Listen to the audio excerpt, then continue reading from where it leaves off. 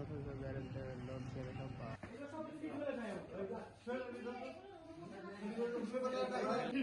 আমাকে 1 সপ্তাহ সময় দেন, এগুলো এরপর যেহেতু বললো যে আমাকে অভিযানের যেতে 8 দিনের ভিতরে সবকিছু দেখবেন, আমার ইনশাল্লাহ 7 দিনের ভিতরে কিছুই থাকবে না, ইনশাল্লাহ কিছুই থাকবে না। এগুলো যেটা পুকুরে তাই বলছি, সব উল্টা পাল্টা।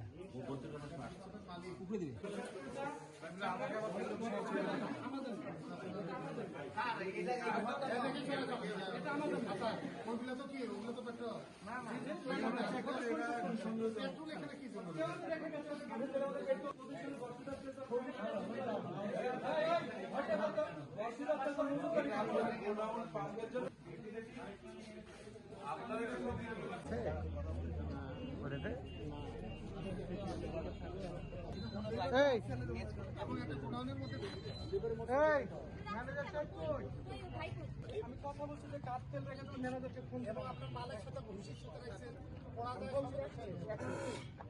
আমি তো এখন পাঠিয়ে দিয়েছি। 10 লিটার তেল কিসের জন্য গোডাউনে? পেট্রোল তেল কিসের জন্য? যাকে ইসে ভরাত মানে পেট্রোল নিষেধ করলে না, রাখেন না এখানে।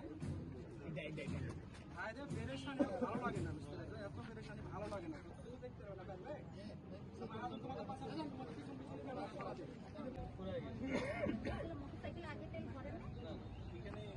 আমাদের যে বাজাজ মোটরসাইকেল আছে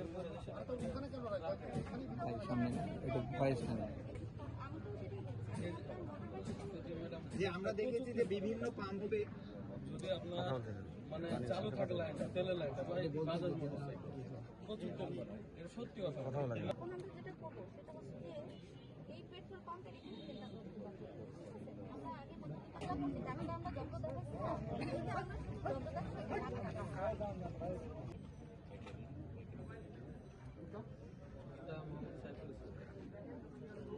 জেনে বুঝে এই ধরনের কাজ আর করবেন না, ঠিক আছে?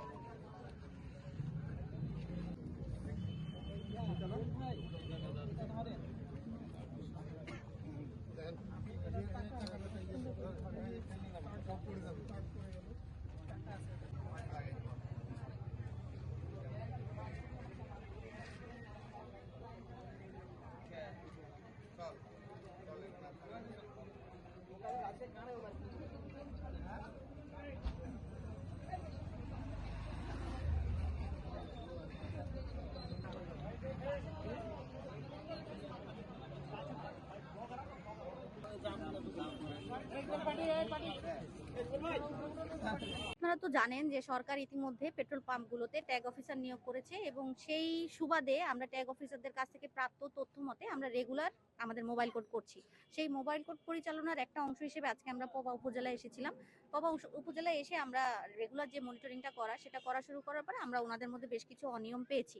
ওনারা হচ্ছেন যে কোনো প্রকার স্লিপ দিচ্ছেন না এবং ওনাদের বেশ কিছু তথ্য ওনাদের কাছে নেই, আপডেট নেই, এবং ওনারা যেই পরিমাণ তেল ওনারা এখানে মজুদ দেখাচ্ছেন সেটা চেক করারও কোনো ব্যবস্থা নেই। এই সব কিছু মিলিয়ে ওনাদের বিরুদ্ধে আমরা 2 লাখ টাকার মতো জরিমানা করেছি অপরাধগুলো আমলে নিয়ে, এবং ওনারা যেই সকল সেবা গ্রহীতাদের ওনারা তেল দিয়েছেন তাদেরকেও আমরা বিষয়টি বুঝিয়ে বলেছি, এবং আমাদের যে রেগুলার মনিটরিং অফিসার আছেন, ট্যাগ অফিসার আছেন, ওনাদের সামনে এই সব কিছু হয়েছে, ওনারাও বিষয়টা ওয়াকিবহাল আছে।